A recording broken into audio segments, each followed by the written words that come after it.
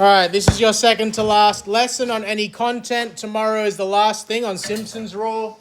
Then you'll be revising for your test, which will be the Tuesday after that. So, what is a scale diagram? You are drawing scale diagrams for your assignment. So this is relevant for your assignment and for the test. In real life, when we draw maps, or even your chess piece, for example, we can't draw them life size as the paper's not big enough. We have an A4 piece of paper and your chess piece is meant to be, 50 centimeters tall. So instead what we do is we draw scale diagrams to represent real life actual size of the object but at a drawn size.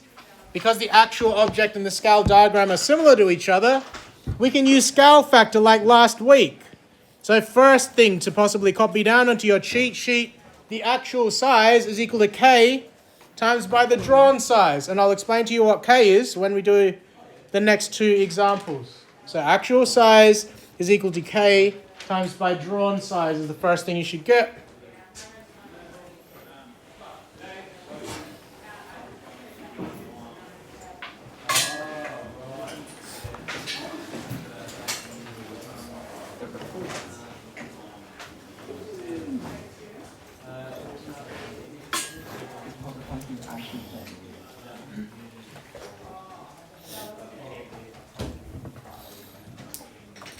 All right, let's talk about scale ratio.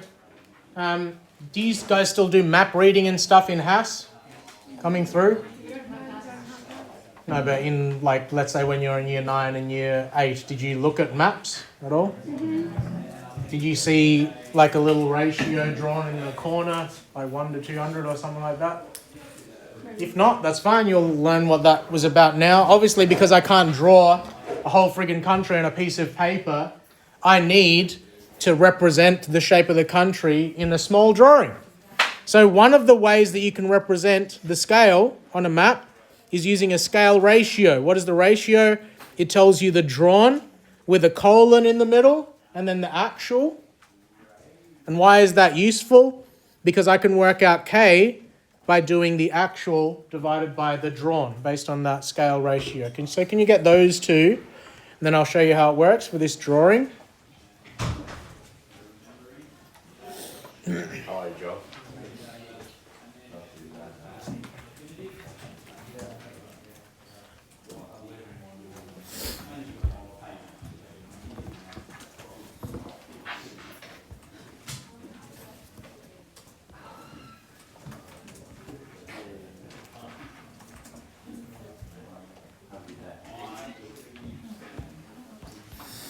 Sorry, I moved that around. I didn't make it blue.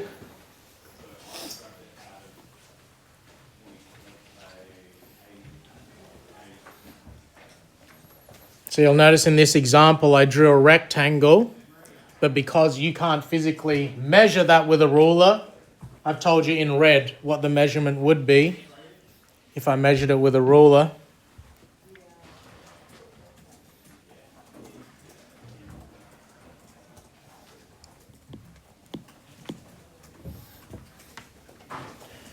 So your scale is written here as a scale ratio, 1 to 200. What does that mean? Everything that you've drawn on the piece of paper is 200 times as large in real life.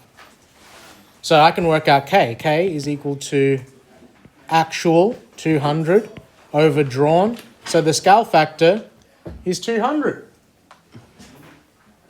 And so you can use that formula from above. Actual size is equal to K times by drawn size. Actual equals K times by drawn.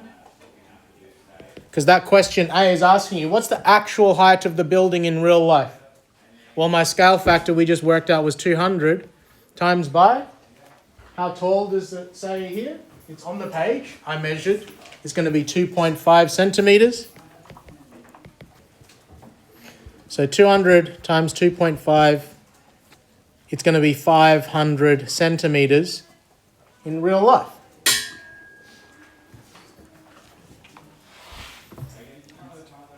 I can do the actual width as well. Actual equals 200 times by the width of the rectangle on the page is 5.6 200 times 5.6, 120 centimetre. On page, yep. Because normally if you were using your textbook, you'd actually grab a ruler out and measure it with your ruler. You're not going to have that because you have a PDF. And this is being demonstrated on the screen. So can you get that example down, please? And then one more, showing you a scale bar. This is the scale they use on your Google Maps and stuff.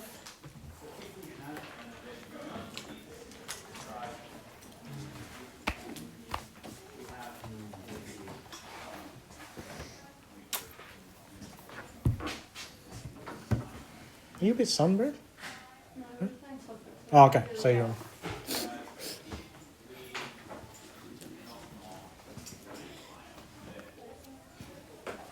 Yep. Yep.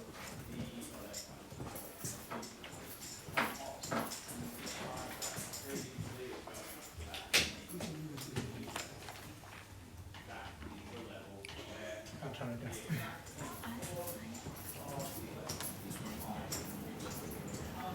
All right, second scale type that you need to be aware of, and this is the scale type that I'm testing you in your test, is the scale bar. If you use Google Maps, it doesn't look like this. It doesn't have the black and the white. You'll see in the corner of Google Maps it has a little bracket and it says, I don't know, 1 kilometre or something, but it works the exact same way. Often on maps, you'll see a scale bar that looks like this. You measure the sections of the bar with a ruler on your page. Obviously, you can't do that. This is on the screen. But you can imagine if this was drawn on your piece of paper, you would get a ruler and you would measure how far that is. And the bar is telling you, well, if that's 1 centimetre that I've measured here, how long is it in real life? It's 5 metres. Okay? You can see all that from the bar. You use the same formula as above. You just need to make sure the units are matching though. So that's a situation. If I measured that as 1 centimetre, I don't just go, oh, times by 5, because that's 5 metres. How many centimetres is 5 metres? 500. So your scale factor is actually 500, not 1 centimetre is actually 5. No, it's not that easy. So this is the last example. What's the scale ratio for the following scale bar? So I'm telling you this measured 6 centimetres on the page, but what real life measurement does that 6 centimetres represent according to that scale bar? How many metres? 30. Yeah. So you've got 6 centimetres equals drawn. 30 metres equals actual. These units aren't matching, so I need to make them match. 6 centimetres. So 30 metres, how many centimetres would that be? Therefore 3,000 centimetres equals actual. So what's my scale factor? Scale ratio, K, is going to be actual 3,000 over 6. 3,000 over 6. Your scale factor for this particular question is 500 scale factor. Everything that you draw using this scale bar is 500 times bigger in real life. Okay? That's how you use, well, those are the 2 different kinds of scale ratio that you're going to deal with. One in your DI, one in your test. I'll stop the recording here.